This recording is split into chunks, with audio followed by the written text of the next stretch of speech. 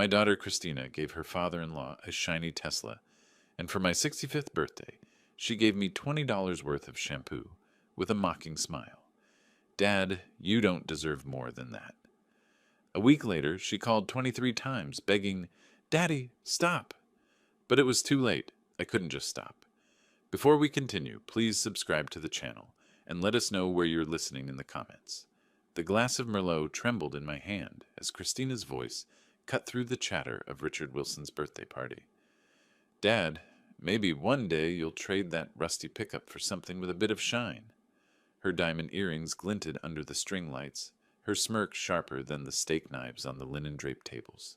The guests, neighbors, colleagues, Concord's well-to-do, froze, their laughter fading into awkward coughs. I tightened my jaw, the heat rising in my chest. Funny, Christina, I said, forcing a chuckle. Some of us value reliability over flash. My voice stayed steady, but my grip on the glass didn't. A bead of wine slid down the stem, catching the light like a warning. Richard's backyard buzzed with cicadas and clinking champagne flutes. His sprawling lawn with roses and a fountain screamed wealth. I admired his taste, but tonight envy twisted into something else. Christina tossed her hair, turning to Richard with a syrupy smile. Daddy-in-law, you deserve the best. Don't you think, Jonathan? Her husband, my son-in-law, nodded, his Rolex catching the light as he raised his glass. Absolutely, Jonathan said, his tone slick as the Tesla they'd just unveiled. Only the finest for Dad. He clapped Richard's shoulder, ignoring me entirely. The crowd murmured approval, their eyes darting between us. I stood there, my khakis and button-down feeling plainer by the second. Let's show them the real star of the night, Christina called, beckoning everyone toward the street. The guests surged forward, their excitement palpable. I followed, my loafers sinking into the grass, my pride still stinging from her jab. She hadn't always been this way, my little girl, who'd once begged for piggyback rides, now wielded her words like weapons. The Tesla gleamed under the streetlights, its sleek black curves drawing gasps. A Model S Plaid, Jonathan announced, puffing out his chest, fully loaded, for the man who has everything. Richard beamed, running his hand along the hood. The car's surface reflected the crowd, their faces alight with awe. My own reflection stared back, distorted, my eyes hollowed by the curve of the glass. I shoved my hands in my pockets, swallowing the ache. Generous kids you've got, a guest, Tom from the country club muttered beside me. He sipped his scotch, oblivious to the knot in my gut. They sure know how to make a statement, I said, my voice lighter than I felt. Christina hugged Richard, her performance flawless, while Jonathan tossed the key fob in the air, catching it with a grin. The crowd clapped, but I caught her glance, a fleeting cold flicker in my direction. It wasn't just indifference, it was disdain. I raised my glass for a toast. To Richard. Jonathan cut in. Gary, no boring speeches. Dad's the man of the hour. Christina laughed sharply. I lowered my glass, forcing a smile. The party swirled on. Plates of lobster sliders passed around, the quartet launching into a lively rendition of Fly Me to the Moon. I drifted to the edge of the lawn, my mind replaying her words. Rusty pickup. I'd driven her to college in that truck, packed it with her dorm furniture, her dreams. I'd paid for that education, those opportunities, while she and Jonathan built their glossy life. And now, this. Gary, you okay? Susan, Richard's neighbor, touched my arm, her brow furrowed, her wine glass tilting slightly, a red droplet splashing onto the grass. Just taking it all in, I lied, nodding toward the crowd. Susan hesitated, then rejoined her husband, leaving me with the weight of my thoughts. I wanted to confront Christina, to demand why she'd turned so sharp, but the words wouldn't form. Not here, not now. The argument came later, as the guests thinned out. I found her by the dessert table, rearranging macarons with that same calculated grace. Christina, I started, my voice low. That comment about my truck, what was that? She didn't look up. Oh, Dad, don't be so sensitive. It was a joke. Her tone was light, but her eyes were steel. A joke? I stepped closer, my glass slamming onto the table, the clatter cutting through the music. You think humiliating me in front of everyone is funny? Her lips twitched, not quite a smile. Humiliating? Dad, you're making a scene. Jonathan appeared at her side, his arm sliding around her waist. "Easy, Gary," he said, his voice dripping condescension. "No need to ruin a good night." He patted my shoulder, the gesture heavy, dismissive. A few guests glanced over, their whispers like static in my ears.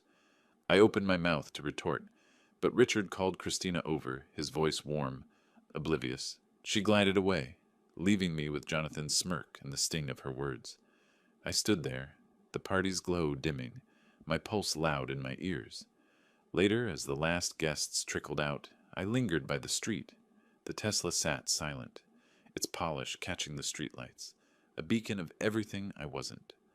My birthday was a week away, my 65th. I'd been so sure Christina would mark it with something special, something to rival this. But now doubt crept in, cold and heavy. Would they treat me the same? Or was I just the fool who kept hoping? The cicadas sang on, and I turned toward home, the Tesla's glow burning in my mind. I walked Concord's dark streets, my steps echoing in the quiet. Christina's words, her cold glance, Jonathan's laugh, they churned in my mind. At home, I sank into my armchair, lights off, and sat until midnight, sifting through memories of my little girl, who'd once been different. The next morning I woke with a weight in my chest, but the sun spilling across the porch offered a faint hope that Christina might still surprise me. The morning sun spilled across my porch, warming the coffee mug in my hands as Concord stirred awake. Kids pedaled past on bikes, their laughter bouncing off the tree-lined street. I leaned back in my wicker chair, the creak of it familiar, grounding. 3 days until my 65th birthday, and despite the sting of Richard's party, I couldn't shake the hope that Christina would come through. A gift like that. Tesla, sleek, bold. Maybe it was my turn. "Morning, Gary." My neighbor Ellen waved from her mailbox, her terrier yapping at her heels. "Big plans for the big 6-5?" I grinned, setting my mug down. "Just a little backyard shindig. You and Pete coming?" "Wouldn't miss it." She tugged her dog back, chuckling. "Christina got something grand planned after that Tesla for Richard." She trailed off, her smile curious. My chest tightened, but I kept my tone light. "We'll see. She's full of surprises." Ellen nodded and headed inside, leaving me with the echo of her question. Surprises. Christina had always been good at those, even as a kid. Crayon drawings tucked under my pillow, her gap-toothed grin lighting up my world. Now, though, her surprises cut deeper. I grabbed my keys and drove to the cafe on Main Street, where the buzz of chatter and scent of cinnamon offered needed comfort. Gary, the usual. Maria, the owner, leaned over the counter, her apron dusted with flour. "Black coffee, 2 sugars," I said, sliding onto a stool. "And one of those scones, if you're feeling generous." She laughed, her earrings swinging. "For you, always. Turning 65 soon, right? Bet Christina's got something big planned." Her words were warm, but they landed like a stone. I forced a smile, nodding as she poured my coffee. While waiting, I glanced at my phone. No messages. I'd texted Christina yesterday about the party. A simple, "Hope you and Jonathan can make it." No reply yet. My thumb hovered over her name, but I pocketed the phone instead. Let her come to me. A radio ad about college tuition recalled Christina's graduation, my sacrifices for her education. The ache grew after her jab at the party. At home, I found Pete, Ellen's husband, wrestling with a loose fence post in his yard. "Need a hand?" I called, hopping out of the truck. "Gary, you're a lifesaver," he grunted, passing me a hammer. We worked in companionable silence, the thud of nails steadying my thoughts. As we finished, Pete wiped his brow. "So what's Christina getting you?" "Bet it's something flashy, like that car she gave Richard." I laughed, but it sounded hollow. "Maybe. Long as she shows up, I'm happy." The lie tasted bitter. I wanted more than her presence. I wanted her respect. Later, I polished my pickup in the driveway, the rag gliding over its faded blue hood. It wasn't a Tesla, but it had carried us through blizzards, moves, memories. I paused, catching my reflection in the windshield. Gray hair, lines deeper than I remembered. Reliable, Christina had called me once, long ago. Now she mocked that reliability. The thought gnawed, but I pushed it down. She'd come around. She had to. My phone buzzed as I headed inside. A text from Christina. "We'll try to make it. Busy week. No warmth, no emoji, just those curt words." My smile faltered, my thumb tracing the screen. Busy. After all I'd done, all I'd given. I typed a quick, "Sounds good. See you then," and hit send, my optimism fraying at the edges. By evening, I was in the backyard, stringing up party lights. The air was warm, the grass soft underfoot. I imagined the scene, neighbors laughing, Christina unveiling some grand gesture, a watch maybe, or a trip, something to show she saw me, really saw me. I clipped the last light in place, its glow flickering against the dusk. A breeze swept through, cool and sharp, carrying the faint buzz of my phone. I checked it. Nothing. Just the wind and that nagging doubt, whispering she might let me down again. Birthday morning dawned with clear skies and the bustle of final preparations. I set up tables, checked the grill, and glanced at my phone again. No messages from Christina. Guests started arriving by evening, their voices filling the yard with the warmth I craved. I stood by the gate, greeting everyone, but my eyes kept drifting to the road, searching for her car. Laughter spilled across my backyard, mingling with the twang of a country playlist from the Bluetooth speaker. The string lights swayed gently, casting a warm glow over the folding tables covered in checkered cloths. My 65th birthday party was in full swing. Neighbors, my brother Carl, old friends from the engineering firm, all raising plastic cups in my honor. I stood by the grill, a beer in hand, grinning as Ellen told a story about her terrier stealing a burger last summer.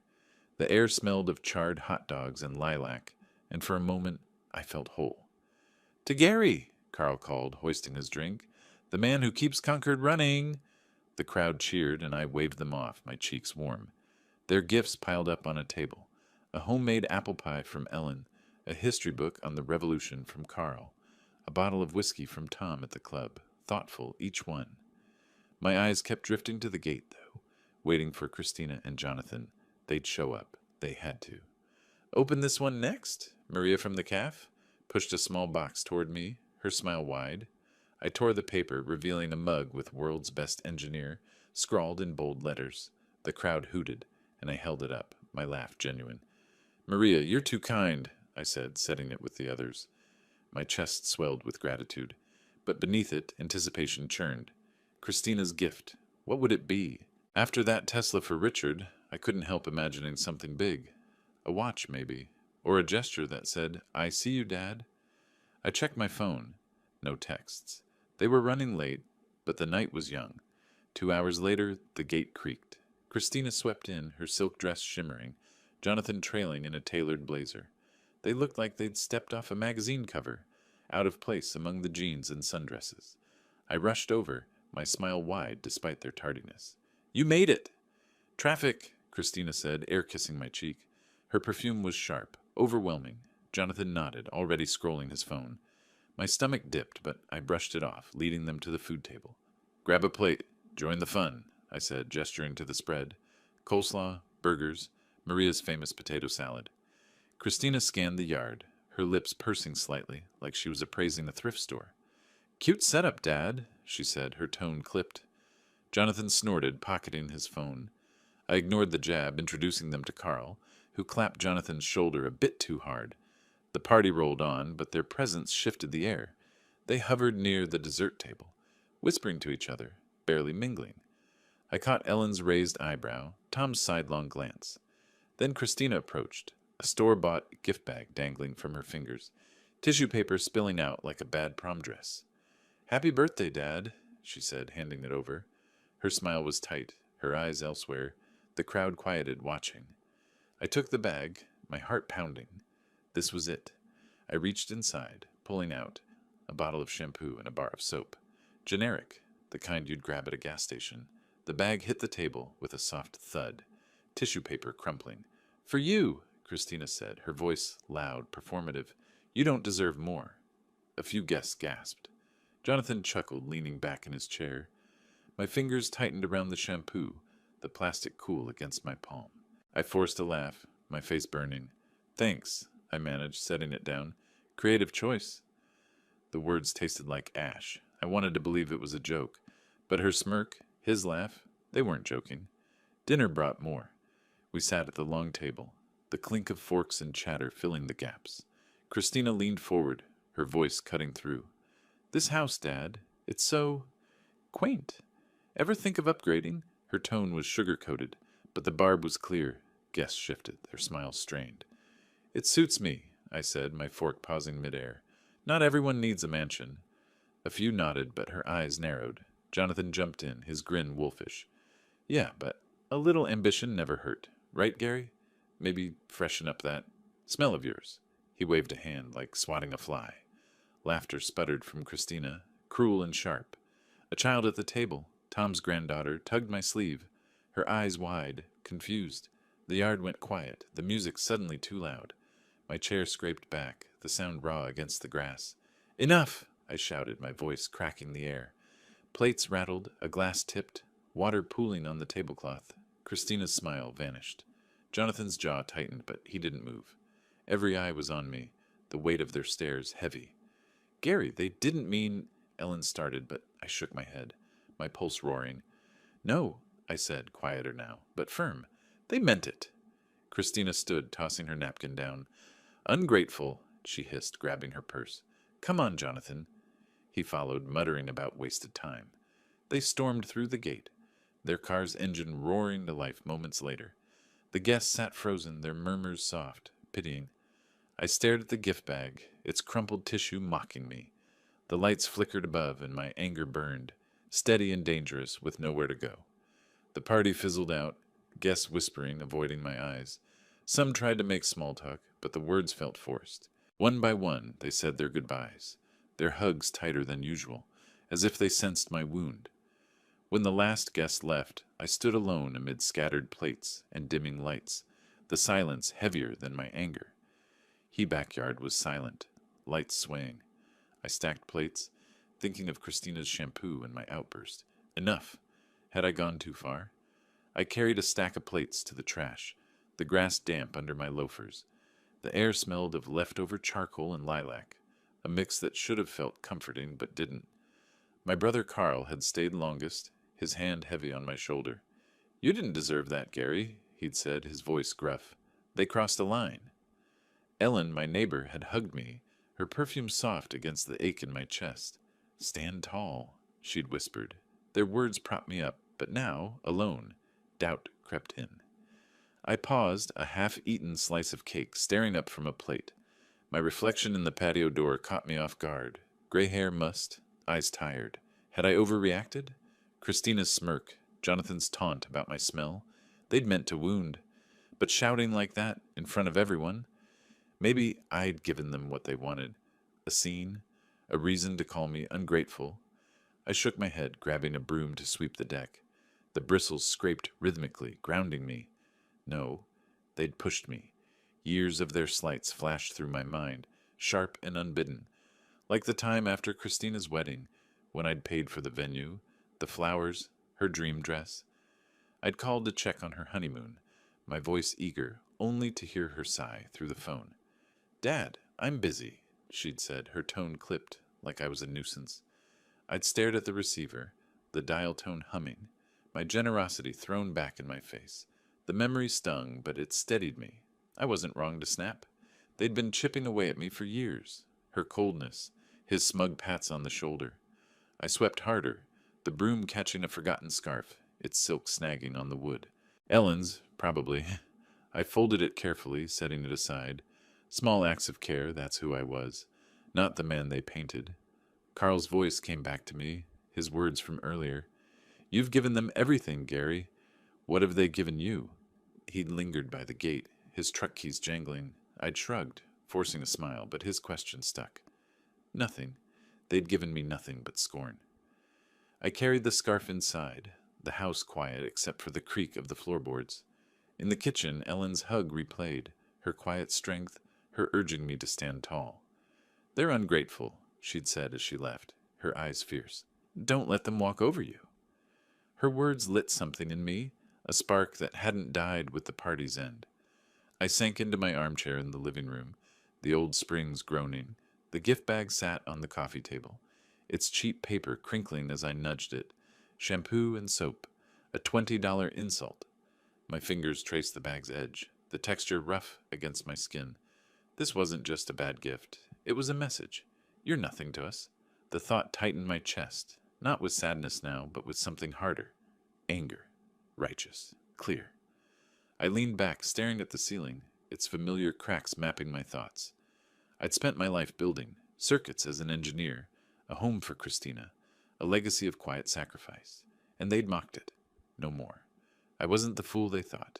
I'd show them. Not with shouts or scenes, but with something deliberate. Something they wouldn't see coming. My fist clenched, the knuckles pale against the armrest. The house was dark, the only light spilling from a lamp in the corner. The gift bag seemed to pulse in the shadows, a challenge. A week after the party, I sent an anonymous letter to Jonathan's company's board of directors, enclosing copies of financial documents that showed his involvement in the fraud with Richard. That same day, Christina started calling, her 23 calls flooding my phone, each with a plea. Dad, stop. She didn't know for sure it was me, but she suspected. I didn't know yet what I'd do, but the decision was made. They'd crossed me for the last time, and I wasn't going to let it slide. That night, I barely slept, tossing in bed as anger and memories drove me out at dawn. I decided to walk, hoping fresh air would clear my head. My steps led me to Main Street Cafe, where the familiar buzz and smell of coffee promised a sliver of calm. The coffee maker gurgled in my kitchen, the scent of dark roast filling the air as dawn crept through the curtains. I stood by the counter, my hands wrapped around a cracked mug, Christina's gift from a decade ago, back when she still called me Daddy. The fissure in the ceramic caught my thumb, a quiet reminder of how things break. Last night's party, the shampoo, Jonathan's taunt, it all churned in my gut. I sipped the coffee, its heat steadying me, and headed out for my morning walk. Concord was waking up, dew glinting on lawns, birds chattering in the oaks. A jogger nodded as I passed, her ponytail bouncing. I waved back, my smile automatic, though my mind was elsewhere. The crumpled gift bag still sat on my coffee table, a wound I hadn't touched since last night. I walked faster, the spring air heavy, my loafers scuffing the sidewalk. Routine would ground me. It had to. At Main Street Cafe, the bell jingled as I stepped inside. The place buzzed with morning regulars, retirees reading papers, a mom corralling her toddler. Maria behind the counter grinned. Gary, survive the big 6'5"? Barely, I said, sliding onto a stool. My laugh was thin, but she didn't press. Coffee, black, and a bagel, toasted. Coming up, she said, her apron swishing as she turned. I pulled out my phone, more out of habit than intent, and opened Facebook. My thumb froze. Christina's post stared back, timestamp just after midnight. Worst father ever. Threw a tantrum at his own party. So embarrassing. Below, her friends piled on. What a jerk. You deserve better. A photo of the shampoo and soap captioned, His big gift, LOL, had 20 likes. My heart slammed against my ribs. The calf's hum fading. I gripped the phone, my knuckles white. She hadn't just mocked me in private. She'd broadcast it, turned my pain into her performance. Maria set my coffee down, her brow furrowing. You okay, Gary? Fine, I lied, my voice tight. Just family stuff. She nodded, hesitant, and moved to another customer. I scrolled again, each comment a fresh cut. Ungrateful old man, such a drama queen. My daughter, my little girl, had weaponized the world against me. I hit her number, the phone cold against my ear. It rang twice before she picked up. What, Dad? Her voice was bored, like I'd interrupted her manicure. Take it down, I said, my words clipped. That post, now! She laughed, sharp and brittle. Oh, please, it's just the truth. Deal with it. Christina, I'm not asking. My voice stayed low, but it trembled with something dangerous. The barista glanced over, her eyes concerned, but I didn't care. You're making it worse, she said, her tone icy. Everyone saw how you acted. I'm not deleting anything. The line went dead. I stared at the phone, her laughter echoing in my skull. The mug shook in my other hand, coffee sloshing over the crack, burning my fingers. Gary? Tom, a regular, slid onto the stool beside me. His newspaper crinkled as he leaned in. You look like you saw a ghost, I forced a chuckle, setting the mug down. Just a rough morning. How's the grandkid? We chatted about his granddaughter's soccer game, the words mechanical. His kindness anchored me, but Christina's post burned behind my eyes. Worst father ever. After all I'd given her, college, her wedding, my pride. I paid and left, the calf, its warmth no match for the chill in my chest. Walking home, Concord's streets felt different, the colonial houses watching me. My warning to Christina replayed, "You'll face consequences," and I meant it. Not a shouting match, not a plea. Something real. The cracked mug flashed in my mind, its flaw a mirror to our fractured bond. She thought she could humiliate me and walk away. She was wrong. Back home, I called Frank, my old accountant friend with a nose for financial schemes. I briefly told him about the party and hinted I suspected Christina and Jonathan were up to something dirty. "Meet me at the corner diner at 10, he said, and I felt a plan taking shape. My steps quickened, the church bell tolling in the distance, its echo matching my pulse.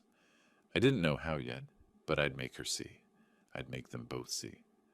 The diner's door swung shut behind me, the jukebox crooning an old Springsteen tune as I spotted Frank at a corner booth. His gray hair was thinner now, but his eyes still had that accountant's sharpness. I slid into the cracked vinyl seat, nodding. "Frank, good to see you." "Gary?" he said, his voice gravelly, a smile tugging at his lips. "Been too long." The air smelled of coffee and fried eggs. The checkered floor scuffed from years of Concord's comings and goings. The place felt like my old engineering office. Functional, no nonsense, a space for solving problems. And I had a problem. We ordered, black coffee for me, decaf for him, and got to it. "You said you had something on Christina and Jonathan," I said, leaning forward, my hands clasped on the Formica table. "What did you find?" Frank's hands shook slightly as he pulled a folder from his bag, his arthritis worse than I remembered. "You're not going to like it," he warned, sliding it over. "Look at this." I opened it, my eyes scanning bank statements, wire transfers, Richard's name in bold. My pulse quickened. "They bought that Tesla for Richard," Frank said, his voice low. "Big show at his party, right? Thing is, it wasn't their money. They siphoned it from Richard's accounts, forged his signature, moved funds through a shell company. Slick, but sloppy." I leaned back, the booth creaking. The Tesla, sleek, gleaming, their grand gesture, was a lie. My daughter and her husband, stealing from her father-in-law to play the heroes. My coffee sat untouched, steam curling up like a warning. "How'd you get this?" I asked, my voice steady despite the rage bubbling inside. "Old habits," Frank said, tapping his temple. "I still know people at the bank. They owe me favors." He sipped his decaf, wincing. "Richard doesn't know yet. But this ain't their first rodeo. They've been skimming for years." I flipped through the papers, numbers blurring. Christina's cold laugh from our call yesterday rang in my ears. Deal with it. She thought she was untouchable. Jonathan, with his smug grins, thought the same. My jaw tightened, a plan forming, though its edges were still vague. I'd been an engineer, circuits, systems, solutions. I could build something to bring them down. The diner's fluorescent lights buzzed, pulling me back to a memory. My old office, 1995. The hum of computers. A blueprint spread across my desk. A client's bridge design was failing. Too much stress on the joints. I'd stayed up all night, reworking angles, testing loads. By morning, it held. Strategy, patience, precision. That's what I needed now. Not anger, but a plan. "Gary?" Frank's voice cut through. "You okay?" "Yeah," I said, closing the folder. "Just thinking." I slid it back to him. "Keep this safe. I'll need it." He nodded, his eyes searching mine. "Be careful. They're reckless, but they're not stupid." I gave a tight smile, draining my coffee. Reckless was right, and I'd use it. Outside, the spring sun was high, Concord's streets alive with dog walkers and cyclists. I started home, the folder's weight in my mind. At the corner, Ellen waved from her porch, her terrier yapping. "Gary, heard about the party," she called, stepping closer. "You didn't deserve that nonsense." "Thanks, Ellen," I said, pausing, just sorting it out. Her kindness, like Tom's at the calf, reminded me I wasn't alone. Concord had my back. It fueled me, that support, like a circuit completing its loop. "Give 'em hell," she said, winking. I chuckled, the first real laugh in days, and kept walking. At home, I dug through my study, finding my old engineering notebook, leather-bound, pages yellowed but sturdy. I flipped to a blank page, the pen heavy in my hand. Christina and Jonathan thought they'd won, thought I'd crumble. But I was done being their fool. I started jotting notes, names, dates, ideas. The desk lamp cast a narrow glow, the house dark around me, the pen scratched, each stroke a step toward something bigger. They'd face consequences, all right, and I'd make sure they never saw it coming. The desk lamp cast a narrow beam across my study, the only light in the house as I sealed the envelope. My fingers pressed the adhesive firmly, the faint stickiness lingering on my skin. Inside were copies of Frank's documents, bank statements, wire transfers, proof that Christina and Jonathan had stolen from Richard to buy that gleaming Tesla.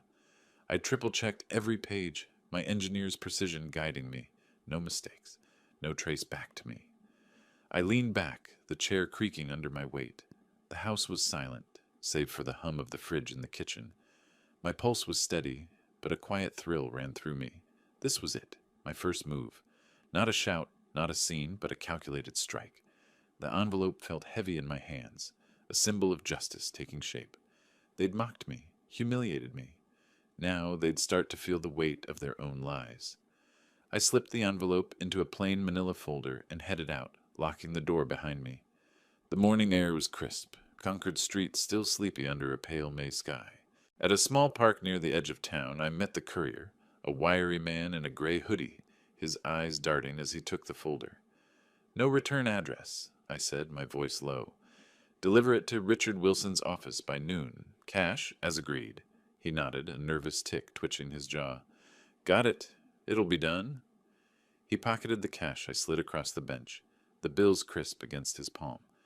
I watched him disappear down the path, his sneakers scuffing the gravel. Anonymity was my shield.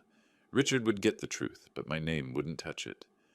In the library, I sat at a computer, accessing public records. My engineering skills and financial data courses helped track Christina and Jonathan's spending. Credit card filings, property records, a trail of extravagance, designer clothes, a second home in Nantucket, dinners that cost more than my monthly grocery bill. Greed laid bare in black and white. I scribbled notes, my pen scratching furiously, each fact a brick in the wall I was building. The library's quiet took me back to 1987, my drafting table cluttered with blueprints. A client's warehouse project was failing.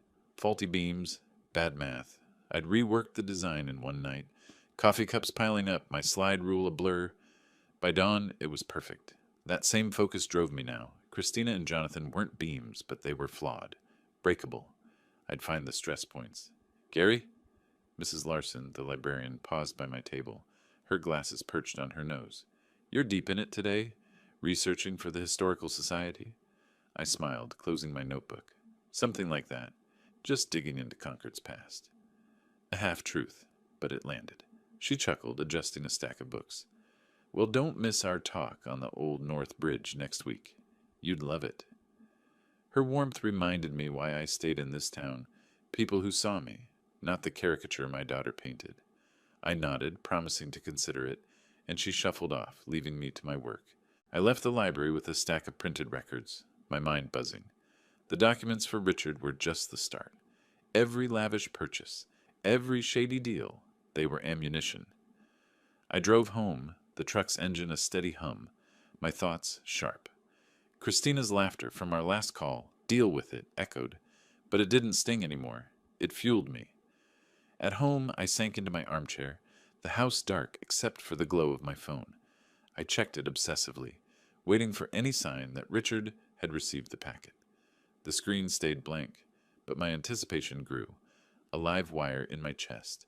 The envelope was out there, a spark waiting to ignite. I set the phone down, my fingers tapping the armrest, the silence of the house louder than ever. From the edge of Richard's estate, I sipped coffee from a thermos, my truck parked discreetly behind a row of maples. His mansion loomed across the street, white columns, iron gates, a fortress of wealth. Christina's BMW screeched into the driveway, Jonathan's Audi close behind. They spilled out, her heels clicking, his tie loose, both moving like cornered animals. Richard had called them, no doubt, about the documents I'd sent. I stayed low, my pulse quick, savoring the crack in their perfect facade. I didn't linger. Too risky. I drove to Main Street, the thermos still warm in my hand, and slipped into the coffee shop. The place was cozy, all wood beams and soft lighting, the air thick with espresso and cinnamon. I took a corner table, my back to the wall, and opened my laptop, pretending to work. My real focus was the buzz around me. Concord's rumor mill, already churning. Tom, my friend from the country club, slid into the seat across from me, his eyes bright with gossip.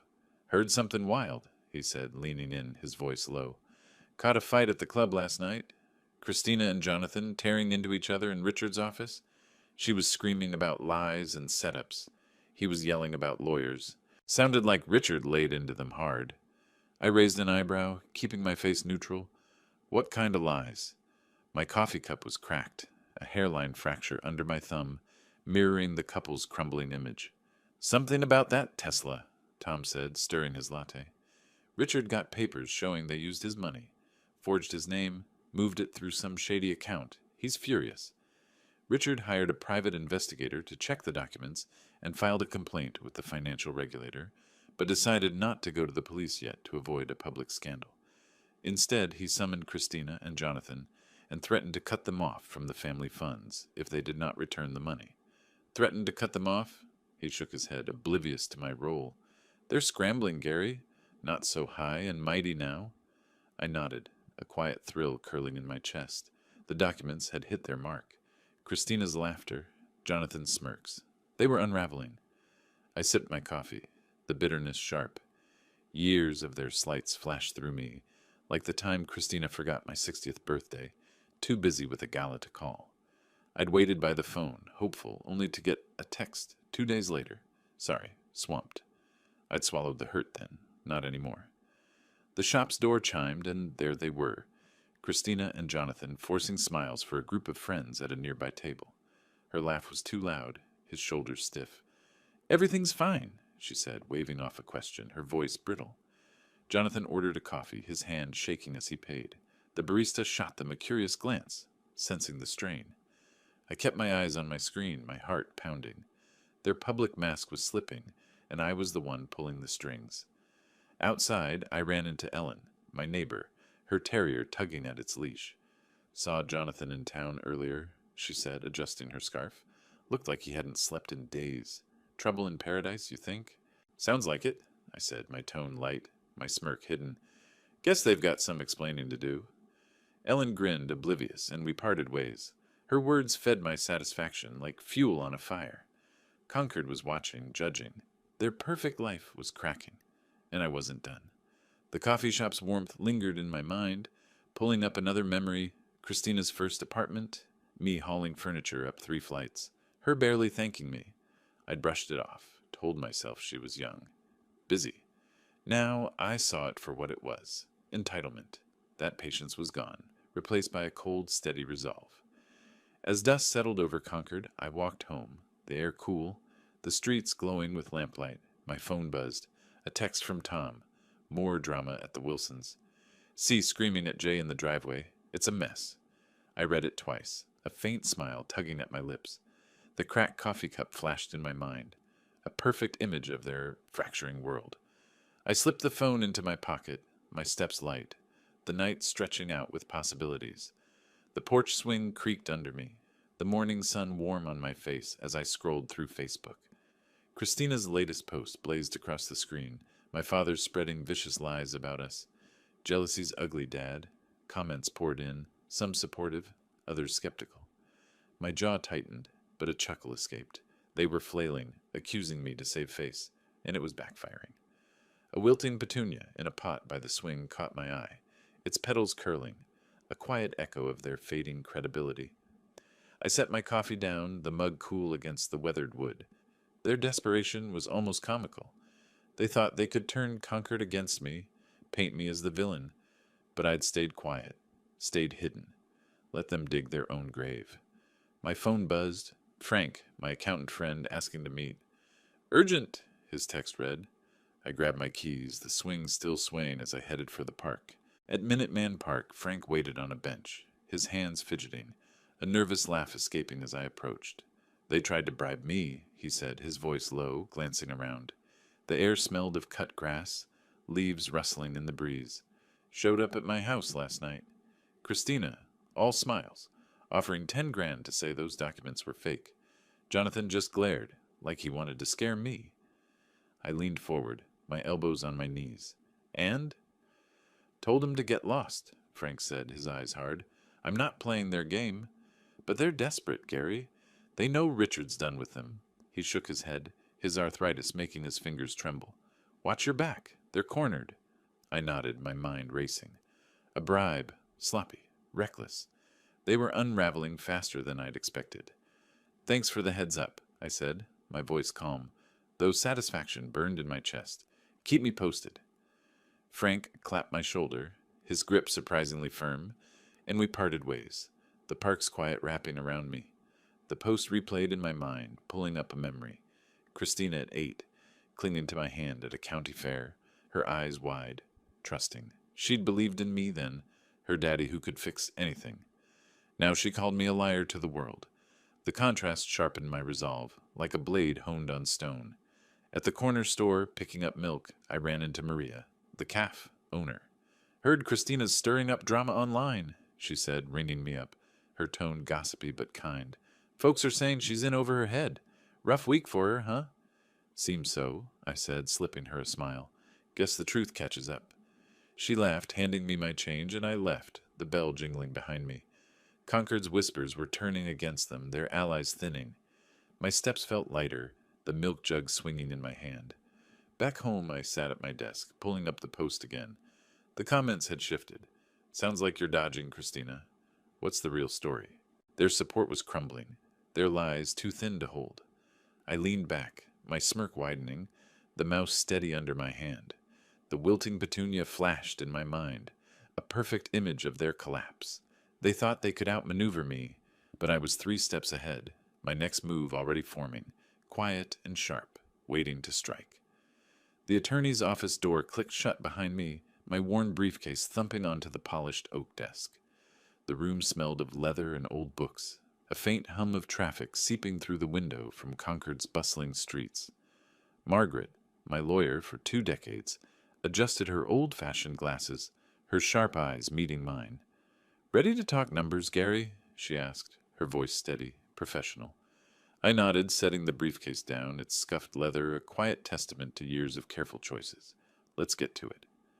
My voice was calm, but a current of pride ran through me. Christina and Jonathan thought they knew me, a modest retiree, scraping by on an engineer's pension. They were about to learn how wrong they were. Margaret pulled a file, her pen tapping the page. Your investments, real estate, stocks, bonds. You've built quite a nest egg. 8 figures, conservatively. She leaned back, her glasses catching the light. Most clients would have flaunted that. You didn't. Never saw the need, I said, my fingers tracing the briefcase's handle. It was for security, not show. The room's quiet took me back to my first big investment, 1989, a rundown duplex I'd bought, cheap, fixed up and rented out. No vacations, no fancy cars, just discipline. Every dollar saved was a brick in my fortress, one they'd never suspected. She slid a legal pad across. You mentioned a strategy against your daughter and her husband. Defamation, fraud, serious claims. With this wealth, you've got leverage. What's the play? I leaned forward, my voice low.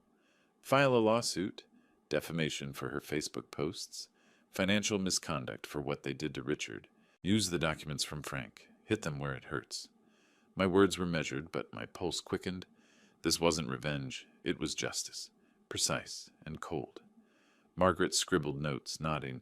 We can start with a civil suit, public records, Richard's testimony. It's strong, but it'll get messy. You sure? Certain, I said, my jaw tight. They've had their chances. She met my gaze, her nod final, and we mapped out the first steps, her pen scratching like a metronome. My phone buzzed as I stepped onto Concord's main street, the air sweet with blooming lilacs. Christina's name flashed on the screen. I answered, bracing myself. Last night she called for the first time, screaming that she knew I had sent the documents to Richard. You're the only one who could have gone through our finances, Dad, she said, her voice trembling with anger. I didn't confirm it, but her guess was right. Dad, please, she said, her voice shaky, almost unrecognizable. Whatever you're doing, stop it. You're tearing us apart. You tore this apart, I said, my tone flat. You made your choices. Her sob crackled through the line, but I hung up, my hand steady. She knew I was behind it, or suspected. Good. Let her squirm. At the bakery, picking up a loaf of rye, Mrs. Carter beamed from behind the counter. "Gary, you're looking spry today," she said, sliding the bread into a bag. "Heard you've been the talk of the town, always helping folks out." "Just doing my part," I said, my smile genuine but brief. Her warmth grounded me, a reminder of who I was to Concord, not the villain Christina painted. I left, the bell jingling, my mind on the lawsuit. The briefcase in my hand felt heavier, its worn surface hiding the power I'd unleashed. Back home, I spread legal papers across my dining table, the house quiet except for the clock's soft tick. Margaret's draft complaint listed every lie, every theft, in stark black ink. My phone buzzed again. Christina, another call. I let it ring, the sound sharp against the silence. My eyes stayed on the papers, each line a step closer to justice.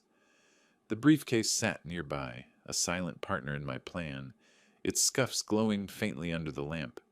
The kitchen clock ticked steadily as I unfolded Margaret's email, the lawsuit's filing confirmation glowing on my laptop screen. Defamation, financial misconduct, all laid out in crisp legalese, aimed at Christina like a well-placed arrow. My coffee steamed, untouched, the morning light slanting through the window. The words blurred briefly, not from doubt, but from the weight of it. Justice, finally moving. I leaned back, the chair creaking, my heart steady but fierce.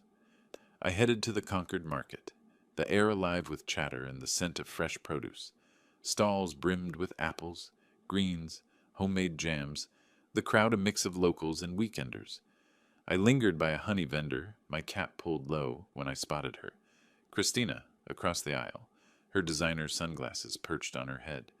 Her smile was forced, her laugh too loud as she chatted with a woman who edged away, her expression cool. Friends were slipping from her grasp, their whispers sharp. I turned away, my pulse quick, savoring the cracks in her world. The market's bustle pulled up a memory. 2005, Christina's car repossessed, her voice panicked on the phone. I'd wired her the money, drained my savings to keep her afloat. Her thank you was a curt text, no call, no warmth. I'd told myself she was stressed. Now I saw it clearly, ingratitude, woven into her core. My hands tightened around a jar of honey, the glass cool against my skin. My phone buzzed. "Christina again?" I stepped behind a stall, the crowd's noise muffling her sobs as I answered. "Dad, you're ruining me," she pleaded, her voice raw. "The lawsuit, the gossip, everyone's turning on me. Please stop." "You stopped being my daughter when you chose lies," I said, my voice cold, unyielding. "Face what you've done." I hung up, her gasp cut off, my chest tight but resolute. The market swirled around me, oblivious, a dropped apple rolling past Christina's feet, ignored by the crowd. It lay there, bruised, a mirror to her fall. I moved through the stalls, catching snippets of gossip. "Christina's in deep," a woman muttered, hefting a basket. "Stole from her own family, they say." Another nodded, her voice gleeful. "Serves her right." I kept my face neutral, my cap shielding my eyes, but inside, satisfaction burned. Concord was turning, their judgment swift. At home, I called Margaret for an update. "It's filed," she confirmed, her tone crisp. "Public record now. Her social circle's already pulling back. Saw it on their posts. She's losing ground fast." I thanked her, hanging up as the kitchen clock struck noon. The lawsuit was a blade, cutting through her lies, and I held the handle. Later, walking past the market at night, the stalls shuddered. I caught more whispers from stragglers. "Christina's done for," one said, their voice carrying on the cool air. The market lights glowed faintly, casting my silhouette long and steady across the pavement. Jonathan's fate loomed, untouched, a final piece in my plan. I kept walking, the whispers trailing me, their weight a quiet promise of more to come. The morning paper crinkled on my porch, the headlines stark, local businessman fired, amid financial scandal. Jonathan's name blazed in bold, his corporate headshot staring blankly from the page. I leaned back in the swing, the wood creaking, a quiet smile tugging at my lips. My anonymous tip to his company, bank records, emails, proof of his role in Richard's theft, had landed. His job, his status, gone. My revenge was complete, but the morning air felt lighter, freer.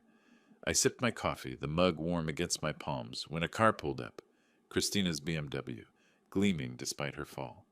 She and Jonathan stepped out, her face pale, his hands trembling as he adjusted his tie. Richard called me the day before to thank me for the documents that exposed their scam. During the conversation, he casually mentioned my investments, which I had never told Christina about. "You're modest, Gary, but your wealth is impressive," he said, not knowing she was listening on the other line. They'd heard about my wealth, no doubt, from Richard or some leak. They crossed the lawn, their steps hesitant, like children caught stealing. I stood, setting the paper down, my expression stone. "Dad," Christina started, her voice cracking. "We're sorry. We didn't know your money, everything. Can we just talk?" Her eyes darted, pleading but hollow. Jonathan nodded, his voice hoarse. "We messed up, Gary. Let's fix this. Family, right?" His hands shook, betraying his bravado. Their faces pulled up a memory. Christina at 16, me working double shifts to pay for her dance lessons, her dreams. I'd come home exhausted, her smile my reward. Now that girl was gone, replaced by this stranger, begging for mercy she didn't deserve. "You don't get to rewrite this," I said, my voice low, final. "Justice is done." I stepped back, the door half closed, their apologies cut off by the click of the latch. They stood frozen, then shuffled back to their car, the engine roaring as they fled. I exhaled, the weight of years lifting. My home, modest but mine, felt solid around me, its quiet calm a balm. The suitcase by the door was packed. A solo trip to Maine, a cabin by the sea, booked with my own money. Freedom earned. Ellen stopped by later, her terrier yapping as she leaned over the porch rail. "Gary, you're the talk of Concord," she said, her grin wide. "Stood up to those two, didn't you? Always knew you had steel in you." "Just doing what's right," I said, my smile warm but brief. Her praise settled over me, a final nod from the town that had watched my fight. I waved as she left, the terrier's barks fading down the street. I grabbed my suitcase, its leather handle smooth under my grip, a symbol of the life I'd reclaimed. The house locked behind me. I climbed into my pickup, the engine rumbling to life. Concord's streets rolled past, colonial homes, green lawns, the familiar heartbeat of my town. The open road stretched ahead, the horizon wide, my heart light. I'd faced their betrayal, their lies, and come out whole. The suitcase rattled in the back, and I drove on, free at last. If you like this story, please like this video, subscribe to the channel, and share your impressions of this story in the comments. To listen to the next story, click on the box on the left. Thank you for watching.